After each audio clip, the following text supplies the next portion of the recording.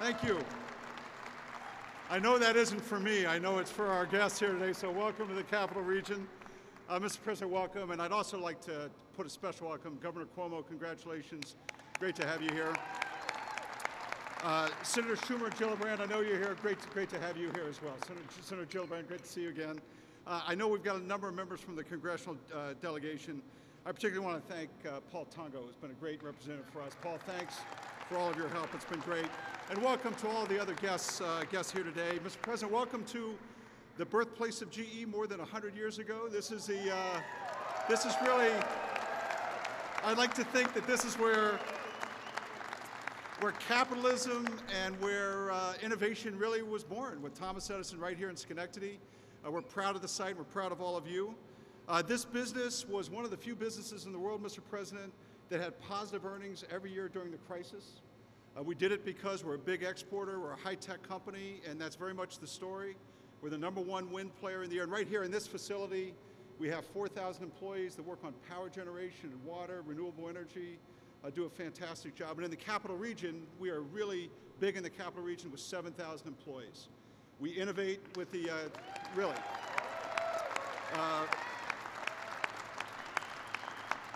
we innovate with the Global Research Center. We build things here. We're a big exporter. 90% of all the products made in this facility are exported outside the United States. So it's really a great example, I think, of what we want to do to really renew this country and this company. We know in GE, the future is given to no one. We have to compete. We have to win. And I know that this team can compete with anybody in the world. That's right. We can absolutely do what it takes. So, in the vein of competitiveness and exports and manufacturing and innovation, it really is an honor to welcome you here today and introduce President Obama. I've had the honor to work with the President and with Valerie Jarrett and Austin Goolsbee on the advisory board as we've gone through the economic crisis. I'm now honored to lead your council on competitiveness and jobs. It's a great honor.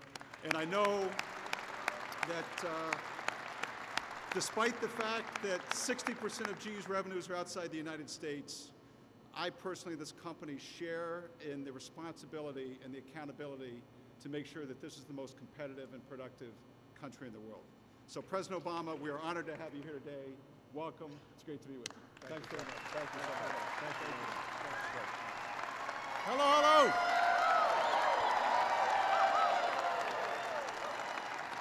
Hello, Schenectady.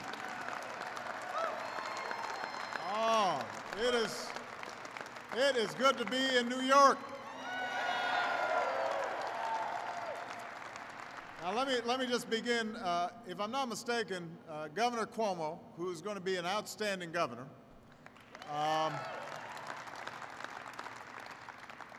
he tried to give me a Jets hat. I had to refuse it. I had Secret Service confiscate it. But I will say both the Jets and the Bears, I think, are slight underdogs. So we're going to be rooting for the underdogs on Sunday.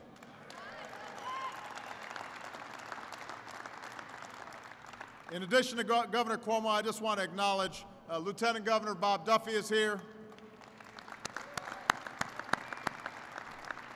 Two great friends of mine and great champions for New York in the United States Senate, Chuck Schumer and Kirsten Gillibrand, are here.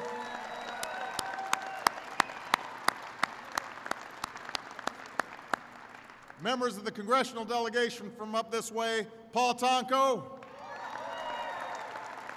Chris Gibson, and Richard Hanna are all here. Attorney General Eric Snyderman is here.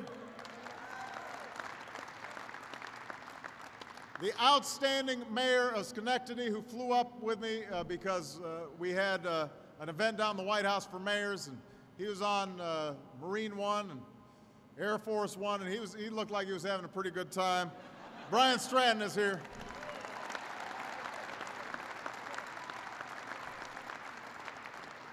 And from Albany, Mayor Jerry Jennings is here. Thank you. Now, Jeff, thank you for the outstanding introduction, and thank you, GE. It is great to be here.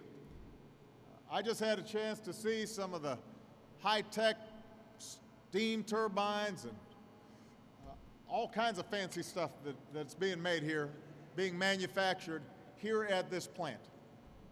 And it is unbelievably impressive. And it's part of a proud tradition, because GE has been producing turbines and generators here in Schenectady for more than a century. Now, a lot has changed since those early days. We've seen technologies transform the ways we work and the ways we communicate with each other. We've seen our economy transformed by rising competition from around the globe. And over the years, in the wake of these shifts, upstate New York and places like it have seen more than their fair share of hard times. But what has never changed, we see it right here at this plant, we see it right here at GE, is that America is still home to the most creative and most innovative businesses in the world. We've got the most productive workers in the world. America's home to inventors and dreamers and builders and creators. All of you represent people who each and every day are pioneering the technologies and discoveries that not only improve our lives, but they drive our economy. Across the country, there are entrepreneurs opening businesses. There are researchers testing new medical treatments. There are engineers pushing the limits of design and the programmers poring over lines of code. And there are workers like you on assembly lines and all across the country, eager to create some of the best products the world has ever seen. There are students training to take new jobs by their side. In this community, GE is building one of the world's most sophisticated manufacturing facilities to produce state-of-the-art batteries.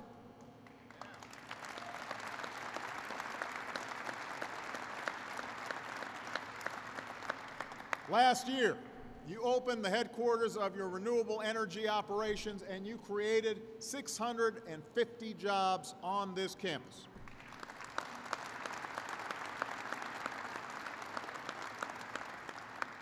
So our challenge, especially as we continue to fight our way back from the worst recession in our lifetimes, is to harness this spirit, to harness this potential, the potential that all of you represent. Our challenge is to do everything we can to make it easier for folks to bring products to market and to start and expand new businesses and to grow and hire new workers. I want plants like this all across America. You guys are a model of what's possible. And that's why, as part of the tax cut compromise that I signed at the end of the year, we provided incentives for businesses to make new capital investments. And in fact, GE is investing $13 million in advanced manufacturing at this plant, taking advantage of some of these tax breaks. We also extended a program that GE says its customers have used to invest $6 billion in clean energy production across this country, driving demand for the company's wind turbines. And I saw one of those big turbines on the way in. So we know we can compete, not just in the industries of the past, but also in the industries of the future. But in an ever-shrinking world, our success in these efforts will be determined not only by what we build in Schenectady, but also what we can sell in Shanghai. For America to compete around the world, we need to export more goods around the world. That's where the customers are. It's that simple. And as I was walking through the plant, you guys had put up some handy signs so I knew what I was looking at. And I noticed on all of them, they said, you know, this is going to Kuwait, this is going to India, this is going to Saudi Arabia. That's where the customers are, and we want to sell them products made here in America. That's why I met with Chinese leaders this week, and Jeff joined me at the state dinner. during these meetings, we struck a deal to open Chinese markets to our products. They're selling here, and that's fine, but we want to sell there.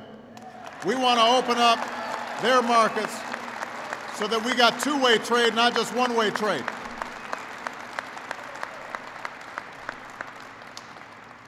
So the deals we struck are going to mean more than $45 billion in new business for American companies. $45 billion.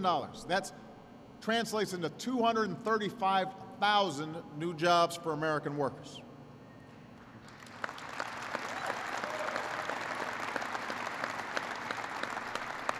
And that's also why I fought hard to negotiate a new trade deal with South Korea that will support more than 70,000 American jobs.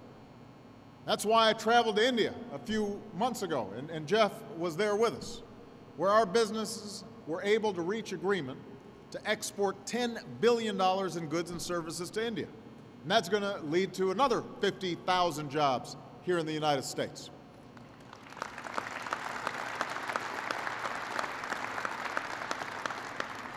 Part of the reason I wanted to come to this plant is because this plant is what that trip was all about. As part of the deal we struck in India, GE is going to sell advanced turbines, the ones you guys make, to generate power at a plant in Samalkot, India. Samalkot, India. Most of you hadn't heard of Samalkot, but now you need to know about it because you're going to be selling to Samalkot, India. And that new business halfway around the world is going to help support more than 1,200 manufacturing jobs and more than 400 engineering jobs right here in this community because of that sale.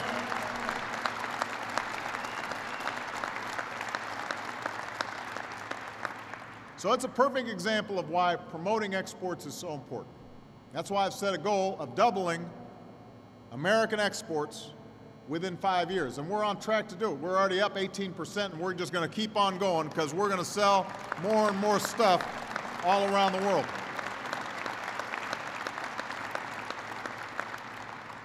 When a company sells products overseas, it leads to hiring on our shores. The deal in Samalkot means jobs in Schenectady. That's how we accelerate growth. That's how we create opportunities for our people. This is how we go from an economy that was powered by what we borrow and what we consume. That's what happened over the last 10 years. What was driving our economy was we were spending a lot on credit cards. Everybody was borrowing a lot. Chinese were selling a lot to us. Folks were selling a lot to us from all over the world. We've got to reverse that. We want an economy that's fueled by what we invent and what we build. We're going back to Thomas Edison's principles. We're going to build stuff and invent stuff. Now, nobody understands this better than Jeff Immelt. He understands what it takes for America to compete in the global economy. As he mentioned, I've appreciated his wisdom during these past 2 years. We had a difficult crisis on our hands. It was a few days after I took office that I assembled a group of business leaders, including Jeff, to form a new advisory board. Because at that time, the economy was in a free fall. And we were facing the prospects of another Great Depression with ripple effects all around the world. It wasn't just the United States. The entire world economy was contracting. And at such a dangerous moment, it was essential that we heard voices and ideas from business leaders and from experts who weren't part of the usual Washington crowd.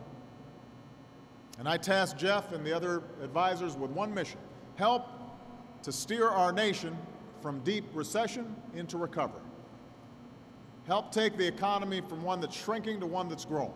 And over the past 2 years, I've been very grateful for their advice. And I especially want to commend the man who chaired the panel, one of the nation's preeminent economists, the former head of the Federal Reserve, Paul Volcker, because he offered unvarnished advice and he wasn't afraid to counter the conventional wisdom. He did a great service to this country. In fact, it was 6 months ago today that I signed into law a set of financial reforms to protect consumers and prevent future financial crises and put an end to taxpayer-funded bailouts, and that's an achievement in which Paul Volcker was instrumental. So we're very proud of him for that work.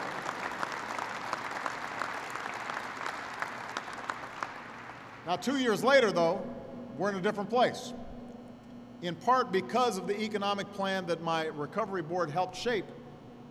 The economy is now growing again. Over the last year, businesses have added more than 1 million jobs. The pace of hiring and growth is picking up, and that's encouraging news. But at the same time, while businesses are adding jobs, millions of people are still out there looking for work. And even here in Schenectady, as well as GE's doing, I know everybody here knows a neighbor, a friend, a relative who's still out of work. So it's a great thing that the economy is growing, but it's not growing fast enough yet to make up for the damage that was done by the recession. The past 2 years were about pulling our economy back from the brink. The next 2 years, our job now is putting our economy into overdrive. Our job is to do everything we can to ensure that businesses can take root and folks can find good jobs, and America is leading the global competition that will determine our success in the 21st century. And so now, to help fulfill this new mission, I'm assembling a new group of business leaders and outside advisors. And I am so proud and pleased that Jeff has agreed to chair this panel, my Council on Jobs and Competitiveness, because we think GE has something to teach businesses all across America.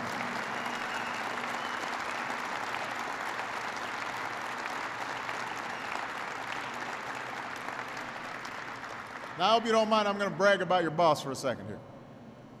Jeff's somebody who brings a wealth of experience to the table. He is one of the nation's most respected and admired business leaders, and that's a reputation he earned over 10 years at the helm of this company. In the coming days, we'll be announcing the business leaders, the labor leaders, the economists, and others who will join with Jeff to help guide us into that overdrive mode. I know this council will be an important asset as we seek to do everything we can to spur hiring and ensure our nation can compete with anybody on the planet. And that means spurring innovation in growing industries like clean energy manufacturing, the kind of stuff that's being done right here at this plant. Ensuring our economy isn't held back by crumbling roads and broken down infrastructure. It means educating and training our people. You know, I just had a chance to meet one of the guys here at the plant who had been trained at Hudson Valley, which I had an opportunity to visit a while back. And that's an example of the kind of partnerships that we've got to duplicate all across the country.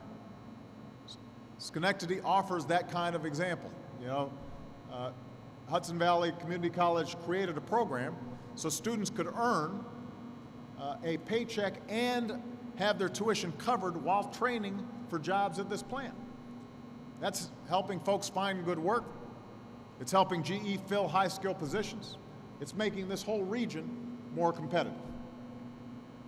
So ultimately, winning this global competition comes down to living up to the promise of places like this. Here in Schenectady, you're heirs to a great tradition of innovation and enterprise. The pioneering work of Edison that made the entire modern age possible. The tungsten filaments that still light our homes. The X-rays that diagnose disease. Now the advanced batteries and renewable energy sources that hold so much promise for the future. In these pioneering efforts, we see what America is all about. We see what has in our past allowed us to not only weather rough storms, but reach brighter days. And it's got to remind us that we've got those same strengths. This is America. We still have that spirit of innovation and that sense of optimism, that belief that if we work hard and we give it our all, then anything is possible in this country. The future belongs to us. And you at this plant, you are showing us the way forward. So thank you so much, everybody. God bless you. God bless the United States of America.